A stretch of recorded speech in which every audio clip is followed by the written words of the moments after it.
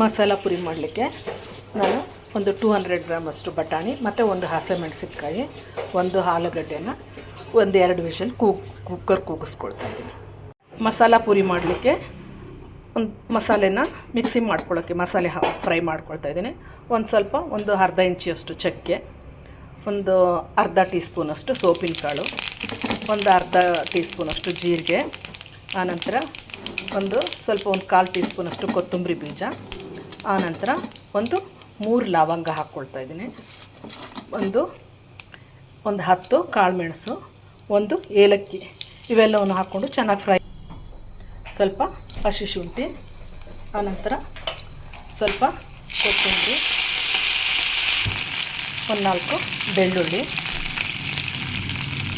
ಆನಂತರ ಒಂದು ಈರುಳ್ಳಿ,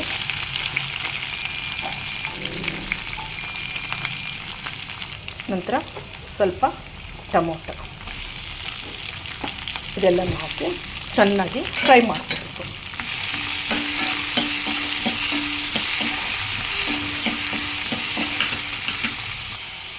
ಒಂದು 1/4 ಟೀ ಸ್ಪೂನು ಕೊತ್ತಂಬರಿ ಬೀಜದ ಪುಡಿ, ಒಂದು 1/4 ಟೀ ಸ್ಪೂನು ಜೀರಿಗೆ ಪುಡಿ, ನಂತರ ಒಂದು ಅರ್ಧ ಟೀ ಸ್ಪೂನು ಗರಂ ಮಸಾಲ, ಆನಂತರ 1 ಸ್ಪೂನು ಚಾಟ್ ಮಸಾಲ, ಇದೆಲ್ಲದನ್ನು ಹಾಕಿ ಸ್ವಲ್ಪ ಚೆನ್ನಾಗಿ ಫ್ರೈ ಮಾಡ್ಕೋಬೇಕು. ಆನಂತರ ಸ್ವಲ್ಪ ಪುದೀನ ಸೊಪ್ಪು ಹಾಕ್ಕೊಳ್ಬೇಕು.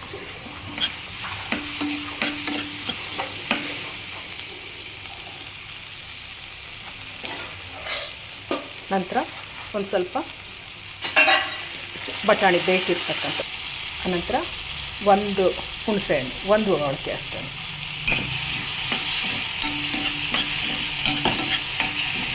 ಈಗ ಇದೆಲ್ಲದು ಆಗಿದೆ, ಇದನ್ನು ಮಿಕ್ಸಿ ಜಾರ್ಗೆ ಹಾಕ್ಬಿಟ್ಟು ಗ್ರೈಂಡ್ ಮಾಡ್ಕೋಬೇಕು. ಆನಂತರ ಖಾರಕ್ಕೋಸ್ಕರ ಬಟಾಣಿ ಒಟ್ಟಿಗೆ ಬೇಯಿಸಿರ್ತಕ್ಕಂಥ ಆ ಒಂದು ಮೆಣಸಿನ್ಕಾಯಿ ಹಾಕ್ಕೊಂಡ್ರೆ ಸಾಕಾಗುತ್ತೆ.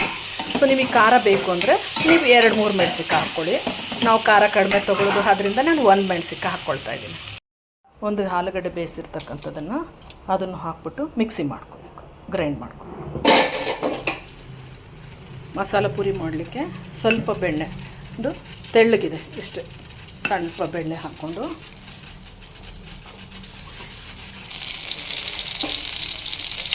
ಗ್ರೈಂಡ್ ಮಾಡಿರ್ತಕ್ಕಂಥ ಮಸಾಲೆನ ಹಾಕ್ಕೊಂಡು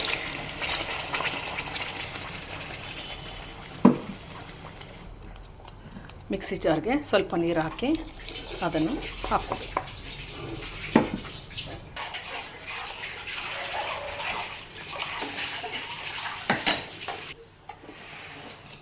ಇದಕ್ಕೆ ರುಚಿಗೆ ತಕ್ಕಷ್ಟು ಉಪ್ಪನ್ನು ಹಾಕ್ಕೊಳ್ಬೇಕು.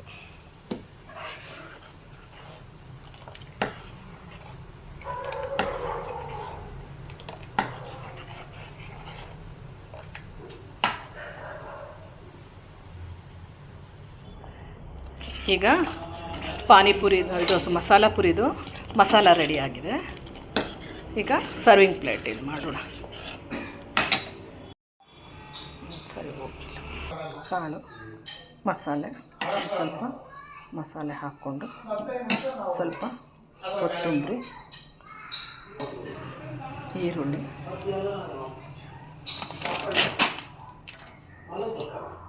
ಮಿಕ್ಸರ್ ಹಾಕಿದ್ರೆ ಮಸಾಲ ಪುರಿ ರೆಡಿಯಾಗಿದೆ. ಸೊ ನೀವು ಮನೇಲಿ ಒಮ್ಮೆ ಮಸಾಲ ಪುರಿಯನ್ನು ಮಾಡಿ ಟೇಸ್ಟ್ ಮಾಡಿ ನೋಡಿ, ಲೈಕ್ ಮಾಡಿ, ಶೇರ್ ಮಾಡಿ, ಕಮೆಂಟ್ ಮಾಡಿ. ಬಾಯ್ ಬಾಯ್, ಥ್ಯಾಂಕ್ ಯು.